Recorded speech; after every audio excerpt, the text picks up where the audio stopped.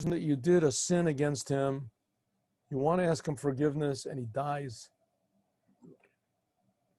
So it says an interesting thing. I've never seen this done, but it says you take 10 people, bring them to his grave, and you say, I've done a sin to Hashem and to this person that's laying here buried.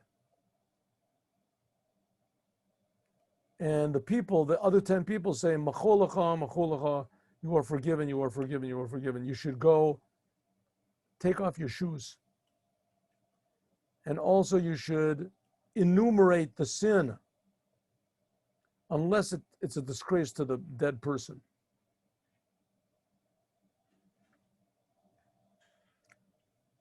If it's more than, let's say, 3, whatever it is, miles outside of the city where you live, then you don't have to go yourself to there. You can just send somebody else, and he should take 10 people and go to the grave. Let's say you sinned against somebody that now lives in another country. Call up somebody and ask him to go to the grave and request forgiveness.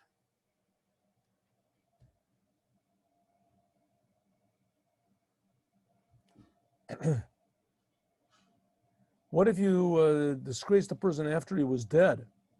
Then you don't have to go to his grave, but you can ask for him forgiveness in wherever the place was that you insulted him. And if you said bad things about a person, a dead person, then you have to do tshuva, because you are never supposed to say bad things about dead people. Everybody's dead is good. Okay, Erev Yom Kippur. It is a mitzvah for everyone to go to the mikvah Erev Yom Kippur to purify yourself from any impurity. And also to do tshuva. Like a convert, when he converts, he has to go to a mikvah. Therefore, also young men, young women should also go to the mikvah. I'm not sure if we really do this. Ask your rabbi. I'm not sure what young women do. If young women, usually young women are discouraged from going to the mikvah, but ask your local rabbi. Anyway, when you go to the mikvah, you have to be careful that there's nothing interposing between the water and your body. Look later on what those laws are. In any case, after midday is the best time to go. That's what he says. We have this custom in Chabad that we go, 3 times go to the mikvah. We'll go over that when we go over the customs of Chabad. We'll go over this all again.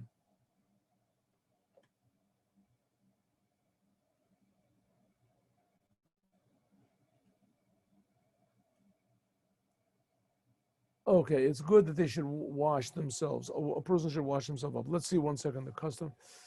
And we, in Chabad, all right, we'll go over that. When we go over the customs, let's just go.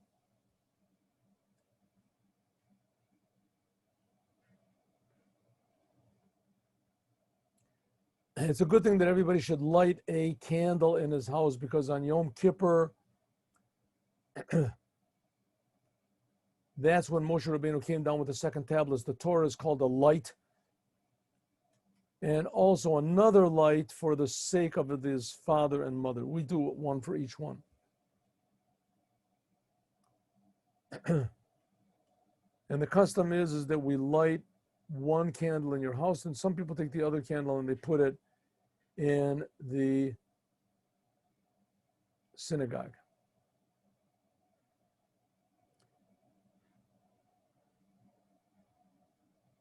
Okay, if you live outside of Israel, it's very easy to get candles that are for the church or whatever. They do a lot of candles. Don't use candles like that. But here in Israel, there's no problem like that.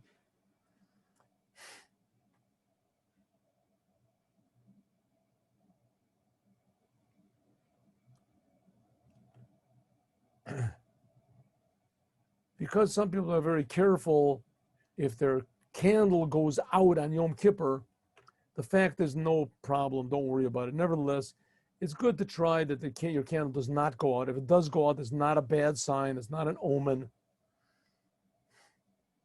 Therefore, you should give it to you should try to put it in a place where there is no wind blowing. Or better, that you should give it to the sextant and he should put the can down if you don't know where it is.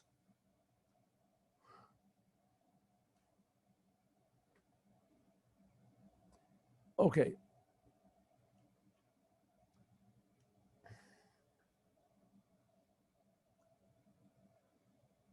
When you go to the Beis Knesset for the mincha, as the custom is, we put on Shabbos garments. Others put on, we put on a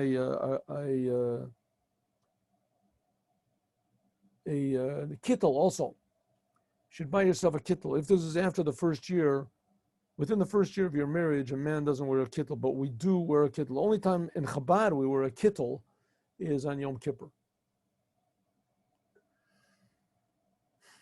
Okay, now you should try to say vidui several times. Vidui, it's written in Al Chet Shechatanu, but there's Al Chet Shechatanu.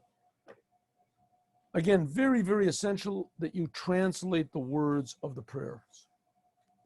Very, very essential. Can't stress it too much. That you know what you're saying when you're praying. And even better to go over it to see if it makes sense. Right? Some of them that you'll be saying words and things like that don't make any sense, right? And those things that don't make any sense to you in the prayers, you should ask, what do they mean? What are we saying?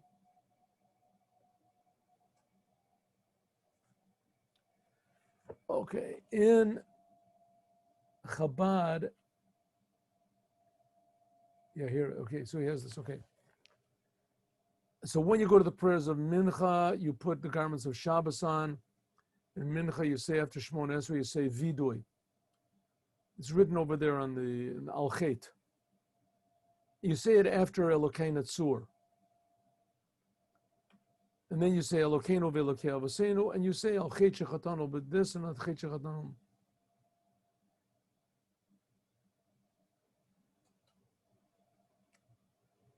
You have to say it, when you're saying vidui, you're confessing to God the things that you did. And like I said, I advise you to go over the words and to try to apply it to things that maybe you actually did.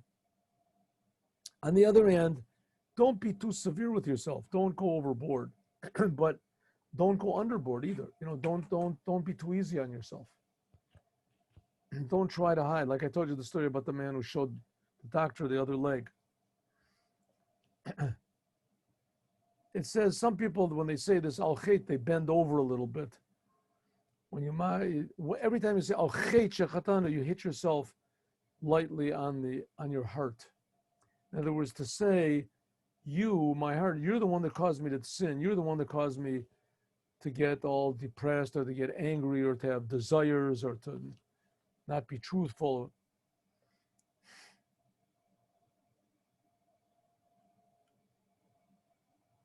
A person who knows that he certainly did one of these sins, don't skip over the sins. Don't say, oh, that one I didn't do.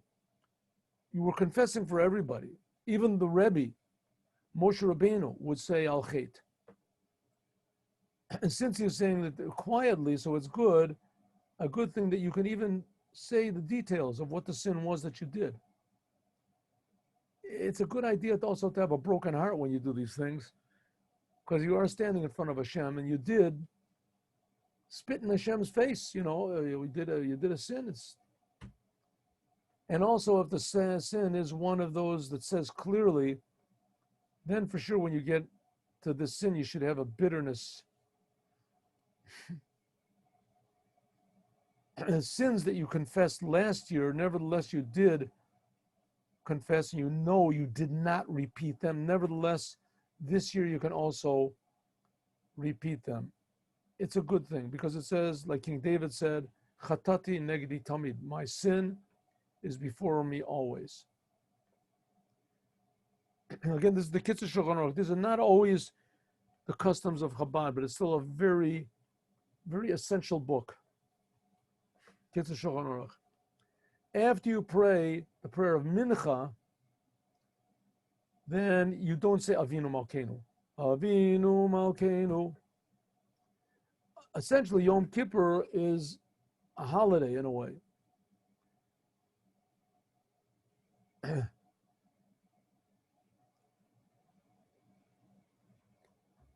After prayer of Mincha, then we do what's called Malkos.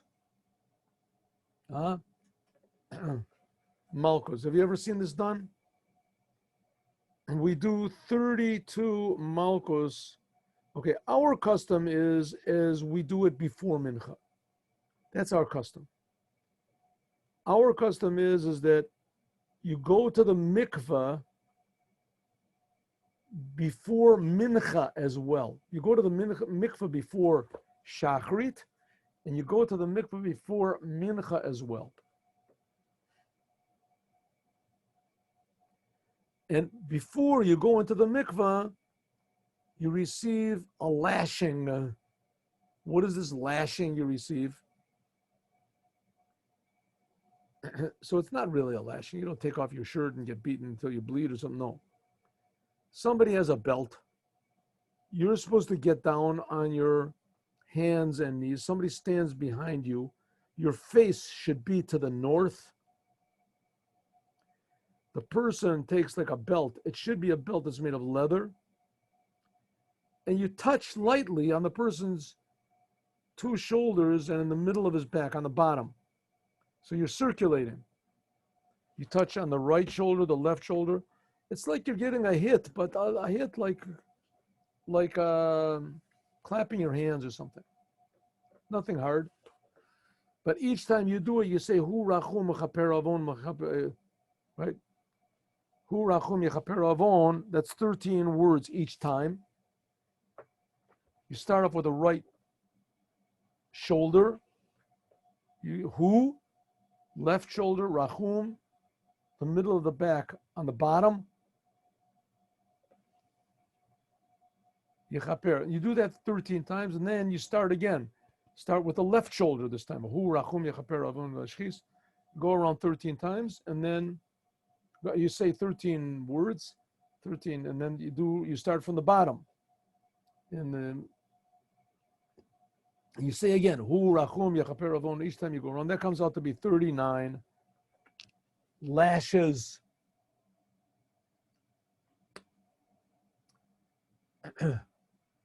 There he says, good. Okay, when it starts to get close to the holiday, to the Yom Kippur, you eat what's called a Suda Mafsekes. Our custom is that all these meals, you dip your bread in honey. Just like on Rosh Hashanah, we do it for all the meals of the. You should eat things that are easily digested, like bird meat, chicken. Some people make a custom that they don't eat fish in this meal, and that they don't drink like vodka or something like that, things that might warm you up. You have to be careful very much to stop eating way before the holiday comes in. A half an hour, whatever it is. Before Bein HaShemashot. Before Bein HaShemashot. And as before the candle lighting even. You should try to 1 hour before the nighttime. Okay. If you stop eating while this day is still big and you have in mind to eat more, then you should make a condition before Birkat HaMazon and say explicitly, if I want to, I am going to eat more. Let's say, for instance, this year comes in the fast at 6 o'clock. I'll have a look. 1 second. Let me have a look and see when the fast actually does begin. Here, let me have a look. 1 second. I have a.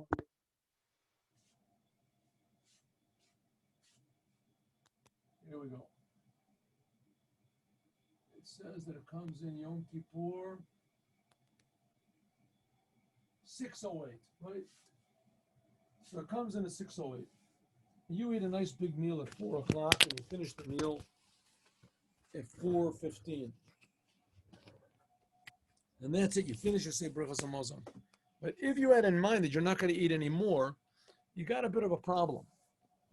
So it's the best thing is that you should make a condition. But if I want to eat, I want to drink something before the holiday comes in, Yom Kippur comes in, and I can do it. At least think about it in your mind that you're going to eat. The custom is that we do not do hatmana. Okay, we don't have that custom.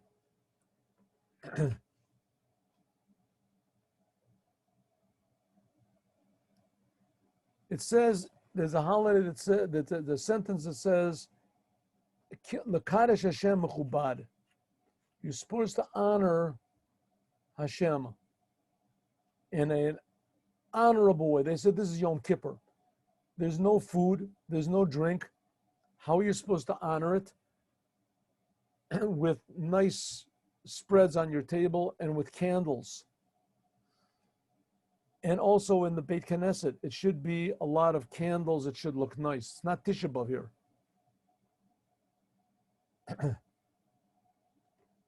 Before the sun starts to set, then they put nice tablecloths on. They light candles. Right? This is not up to you. I don't know. Maybe it might be up to you if people are davening in their house. So you have to make the house look as Yom Tov dik as possible. You make a blessing on the lid, Baruch atah Hashem Elokeinu lahadlik ner shel Yom Kippurim, or Shabbat Yom Kippurim. And also we make the bracha Shehechianu. When we make Shehechianu, let me just have a look over here.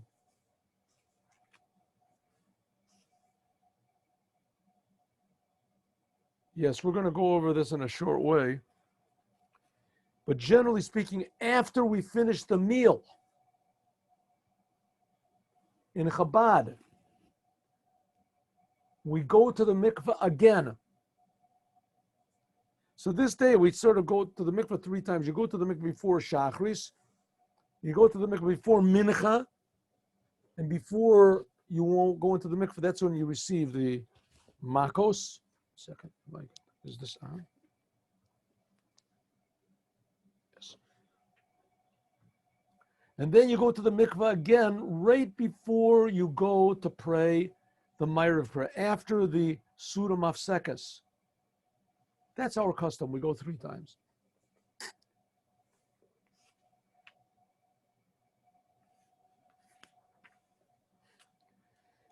I would like really to, if I could somehow or other download this. I tried to look before, but I did not find it.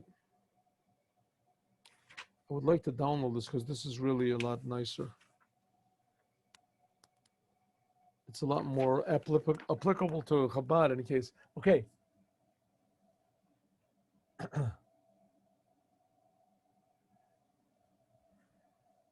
Custom is that the father and the mother should bless their children. I sent as a chat. Sons and daughters before they go to shul. That's when the gates of mercy are open. You also pray that you should have a good year. You should be sealed for a good year, and you pray with tears that your prayers should be accepted on the holiday of Yom Kippur.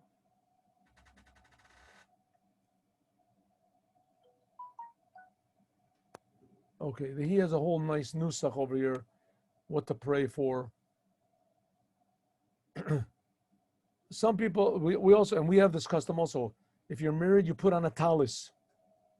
You have to be careful to put it on while it's still day so that you make a blessing on the talis.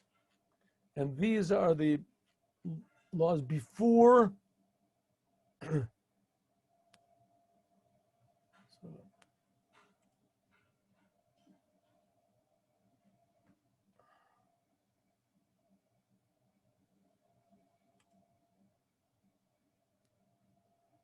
Yom Kippur. And tomorrow we're going to learn the laws of Yom Kippur. Oh, they're much longer than this here. This is just the prayer, the Shliach Tzibur. This is the beginning of Yom Kippur, but we'll learn more. Okay, so tomorrow, 8:15, God willing, we're learning Chassidus. We're continuing the mimer, beautiful mimer.